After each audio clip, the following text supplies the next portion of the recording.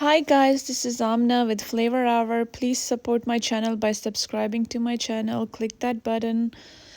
So today I wanted to show you this recipe of chicken chargha, and in America we call it rotisserie chicken. You can make it with a lot of spices or without spices. You can bake it or fry it. First we're going to take 2 tablespoons of yogurt. Ginger garlic paste also 2 tablespoons.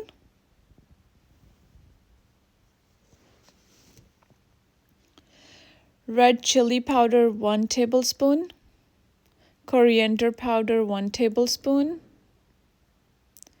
Paprika powder 1 tablespoon. Haldi or turmeric 1 teaspoon. Garam masala 1 tablespoon. Red crushed pepper 1 tablespoon. Lemon juice 3 tablespoons. Salt to taste, however you like it. I also used 2 tablespoons of chicken tikka masala. It's available everywhere online. Mix all the ingredients together and make a thick paste.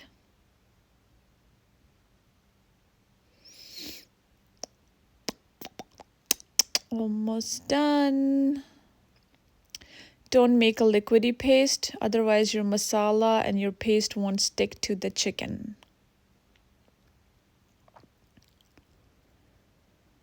After your paste is ready, I'm putting gloves on because usually sometimes all the paste and spices and ingredients get in my nails and they hurt me, so it's always good to wear gloves while putting masala on.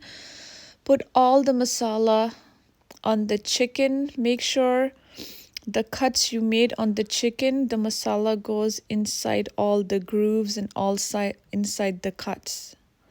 So masala will stick to the chicken.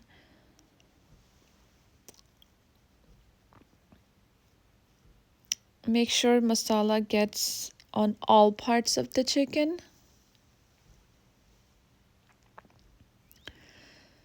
Next step is, after one side is done, flip over the chicken and put masala and all the paste on the other side of the chicken.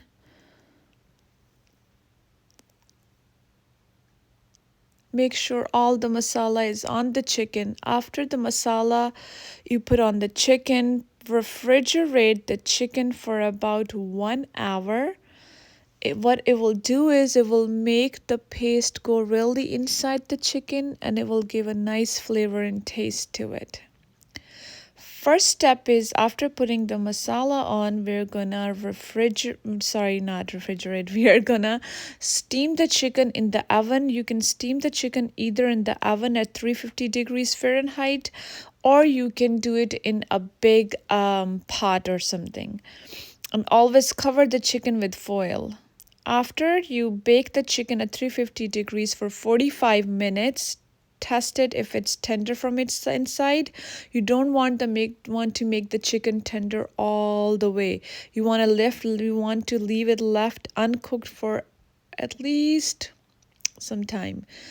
And I already have a little bit extra masala here, which you can put it on the chicken again before you fry it.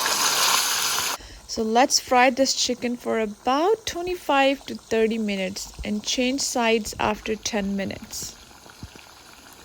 It will turn out nice, tender, and crispy from outside but juicy from inside. So it's all ready, guys. It looks really good. Try this recipe, and if you like it, don't forget to share and subscribe my recipe. Follow me on Pinterest, Twitter, and Facebook.